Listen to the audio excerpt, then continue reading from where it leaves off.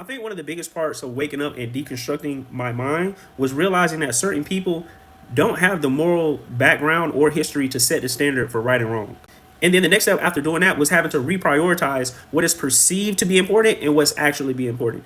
I even had to adjust my own emotional compass on the opinions that I actually care about versus what is just noise, because some people don't have the moral track record, background, or credibility to tell me what's right and wrong. And this entire system is predicated on me buying into an idea, which is really just an illusion on what is actually important and what I'm supposed to believe is important. And then the immediate next step is pure sovereignty, where you know what? I'm not valuing anything those people tell me anymore. Why? Because they don't have the moral track record to prove that what they're telling you is actually right. There's no track record saying that what they say is credible. It doesn't stand the test of time.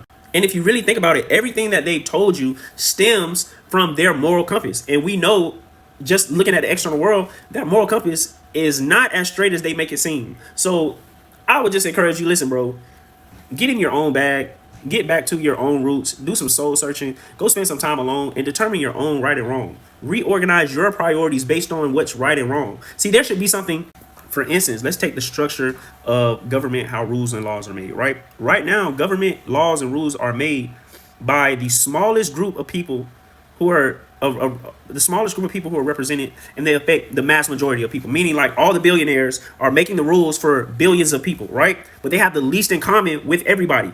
That is a society that is unbalanced. It's not going to last forever.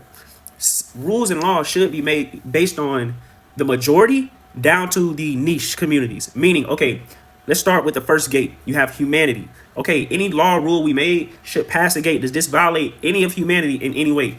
If it does, we need to stop and reevaluate. If it doesn't, we need to allow that to pass. Okay, next you have gender. Do these rules, laws, violate any gender?